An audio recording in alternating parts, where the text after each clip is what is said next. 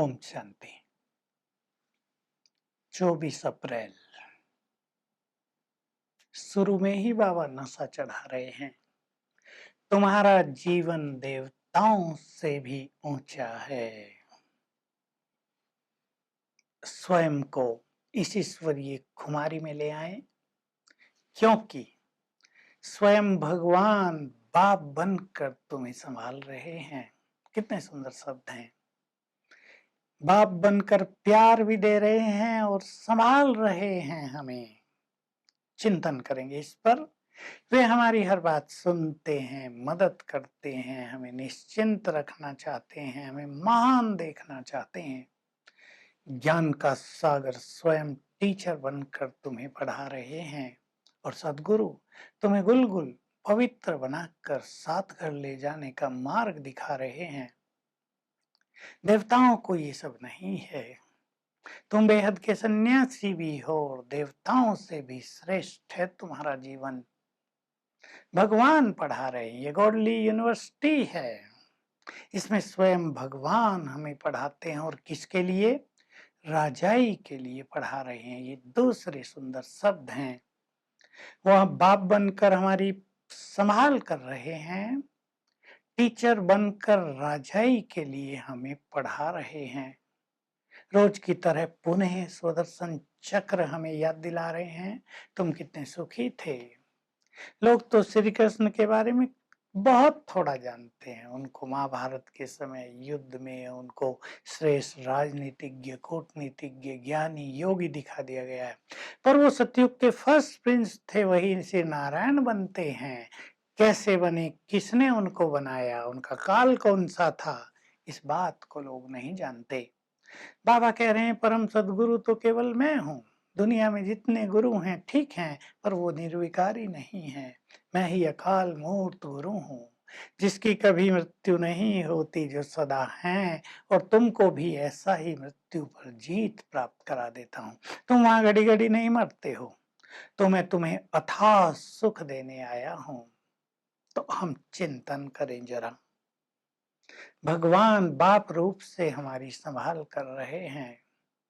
संभाल रहे हैं हम, या हम गिरते पड़ते रहे और वो हमें संभालते रहे, यही खेल चलाएंगे?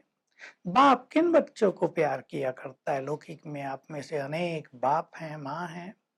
किन बच्चों की ओर आपका ध्यान रहता है? किन पर आपका ज्यादा प्यार बरसता है? जो आपकी हर बात मानते हैं, जो आज्ञाकारी हैं, जिन्होंने अपना जीवन अच्छा बनाया, जो बहुत अच्छा पढ़ाई पर ध्यान दे रहे हैं। और जो गुस्सा करते हों, जो आपका भी सामना करते हों, जो आपकी बात ही ना मानते हों, वो आपको प्रिय लगेंगे? सब जानते हैं नहीं। भगवान को भी हम प्रिय लगते हैं जब हम उसकी आज्ञा पर चलते हैं, जब हम उसके सच्चे बच्चे बन जाते हैं, तब वो हमारी बहुत संभाल करते हैं। अंडरलाइन कर दें अपने जीवन में, भगवान हमें संभालने के लिए आया है। मन के बोझ सारे उसे दिया करें, जो काम हमसे नहीं होता वो उसको सौंप दिया करें और परिणाम देखा करें। विश्वास बढ़ता जाएगा, अनुभव बढ़ते जाएंगे।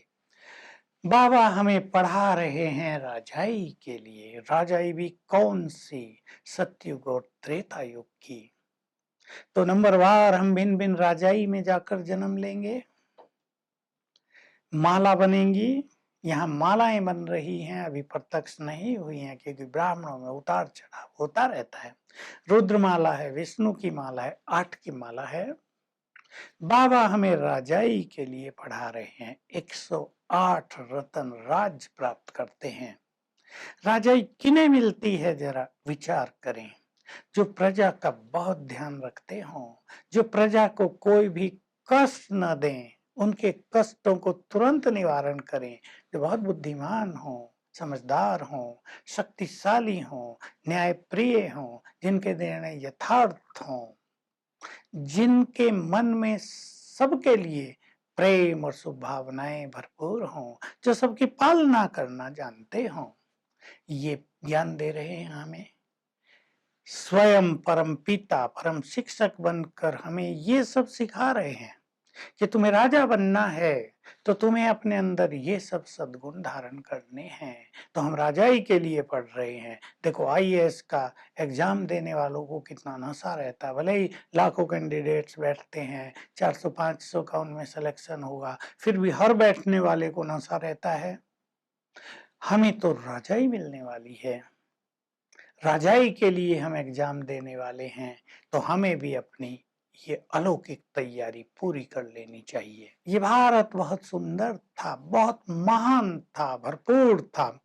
कामचिता पर बैठकर तुम भी जल गए, सब कुछ जल गया। अब बाबा कहते हैं काम महाशत्रु है, इस पर विजय प्राप्त करो, तो ये भारत फिर से स्वर्ग बन जाएगा, ये भारत फिर से महान बन जाएगा। हमें ये महान कार्य करना है। वरदान में एक सुंदर सीख है, कोई आकर हमें व्यर्थ बात सुनाता है, हम उसमें इंटरेस्ट लेने लगते हैं, हाँ जी करने लगते हैं, हमारी बुद्धि भी उसमें चल जाती है, मन भी उसमें रम जाता है। जब योग में बैठेंगे तो क्या होगा, वो बातें याद आएंगी, क्योंकि हमने माया को साथ दिया तो माया अब हमें योग नहीं करने देगी। तो बाबा कह रहे अगर कहीं सुनना पड़े तो इंटरेस्ट नहीं, और अगर सुना दिया गया हो उसको जल्दी से जल्दी फुल स्टॉप लगाओ। ये प्रैक्टिस हमें करनी है, क्योंकि व्यर्थ में बहुत लोग इस संसार में रहते हैं। ब्रह्मवत्स भी व्यर्थ में ज्यादा रुचि लेते हैं। बड़ा मजा आता है, पर निंदा सुख बहुत बड़ा होता है। इस सुख से सब कुछ भूल जाते हैं, पर ईश्वरीय सुख गंवा देते हैं।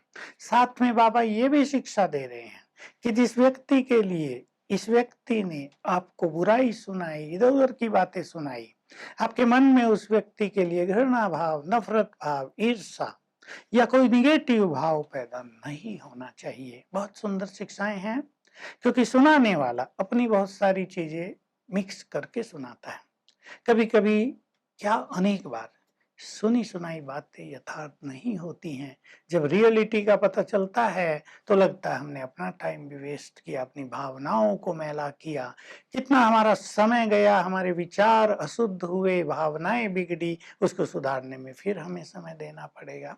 बहुत ध्यान देंगे इस बात पर। हमें अपनी स्थिति को तो महान बनाना है, विशाल बनाना है, विशाल बुद्धि बनना है, तो ये हद के संस्कार हमारे अंदर इमर्ज नहीं हो सकते। तो आज इस एक धारणा को अपने में हम समा लें आज की मुरली से, कि हमें व्यर्थ की बातें सुननी नहीं है, और अगर किसी ने सुना दी, कोई आपका अति प्रिय है, उसे आप इग्नोर नहीं कर सकते, तो उसको अंदर न जाने दो, फुल स्टॉप लगाओ। जिस व्यक्ति के लिए सुनाई उस व्यक्ति के लिए भी अपनी भावनाओं को बदलना नहीं है। तो आज हम नशे में रहेंगे। शिव बाबा हमारा परम पिता हमारी संभाल कर रहा है, टीचर बनकर हमें रजाई प्राप्त करने का ज्ञान दे रहा है, सदगुरु बनकर सहज मार्ग दिखा रहा है। तीनों रूप से आज याद करेंगे, और इन तीनों रूपों को हर घंटे में एक बार अपने सामने लाएंगे। पिता का हाथ सिर पर, टीचर बनकर पढ़ाते हुए, सदगुरु बनकर वरदान देते हुए इन स्वरूपों का अभ्यास करेंगे, आनंद होगा। Om Shanti. To watch Peace of Mind channel videos on YouTube, subscribe us on youtube.com/tvpeaceofmind. Just a click for a peaceful life.